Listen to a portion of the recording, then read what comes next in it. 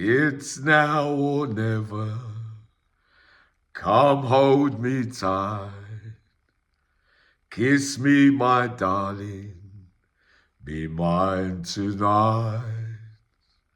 Tomorrow will be too late. It's now or never. My heart won't wait. Good morning from Yummy BTV. Wishing you all well today. Sending loads of love as usual. Many questions, many unanswered questions about the past and what happened on that fateful day in the mid-80s on the Isle of Wight, involving the great Charlie Bronson, who was around at that time, Paul Edmonds, the great Nicky Dunford, rest in peace, Dezziecunningham, rest in peace, the great Wayneurran. Also around at this time was the one that I'll get to right near the end of this video.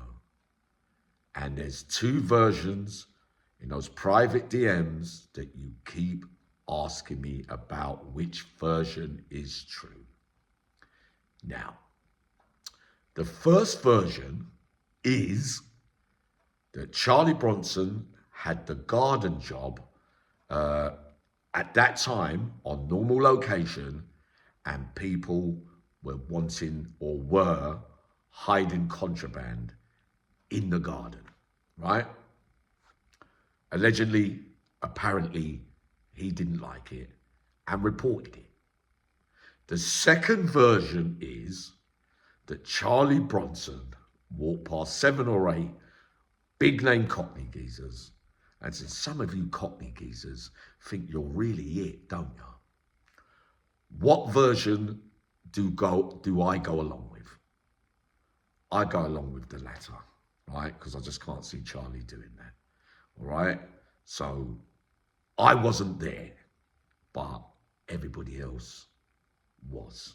And some of them are still around today.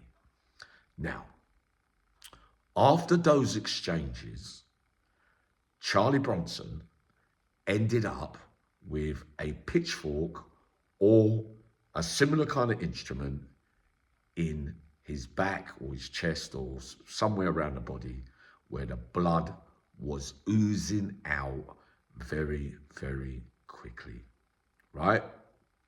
Now, who was on hand to save Charlie Bronson or do the best they could to stem the flow of the blood? No other than the great Builder Bomb. Fact, right? No arguments about this at all. In recent times, a couple of letters at the passing of the great Builder Bomb, rest in peace, Charlie was inquiring in a couple of places by way of letter when these rumours about Builder Bomb passing were surfacing and around and reaching the system. He wrote a couple of letters to a couple of people that I've seen and very close to me, and he was asking, is it true that the great Builder Bomb has passed away? Charlie Bronson had a soft spot for Builder Bomb, whether it was over that moment there on the Isle of Wight, you know, or many other things, or we respected him from the old days when they were fighting, you know, in the ring and sparring or whatever. But the one man that he holds his hands up to, and in my belief, Charlie believes that Builder Bomb was the greatest of all time, right? I'm going to do my top 10 soon, and some of you might not like it.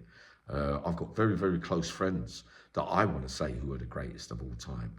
But I will be giving you my top 10, not on what I've heard about people that can fight. You know, there's Albert, there's Roy, but I never saw them fight. So I'm only going to tell you who I saw from all around the country, who I saw have those consistent fights. That will be coming up soon, right?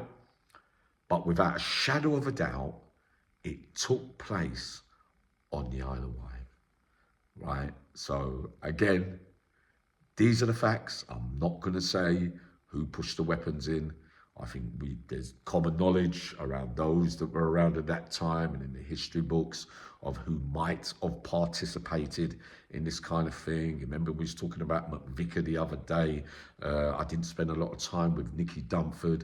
I know that he was around at that time, but if you ever wanted anyone that fitted the profile of the way John McVicker, where that part was played in it, he was definitely one of them. And I didn't spend a lot of time with him, but I saw certain things. But of course, I knew his brother Johnny, and I knew his sister as well, who I was in hospital with in Stanmore as well, right? Not saying Nicky done it, right? But the figures that I've just mentioned, they were all around at that time when that incident took place. I hope that clarifies everything. You know, if you want the proof, and I can bring up how the love that Charlie held for the great builder bomb, and I think some of you are aware of this already, I can do that. You know what I mean? Sometimes I wonder what the point is in exposing letters and, you know, recording this and doing that. I just don't do it that way. But I could honestly tell you, for some that don't know, most of you don't, that the man that saved Charlie that day, or saved him from serious harm when the blood was souping out of his head, because Builder Bomb put his fingers on the holes to stem the blood. Those are the facts about that story. Like it, hate it, love it, want it, whatever. That is how it went. Sending loads of love. Some more stories coming up in a minute.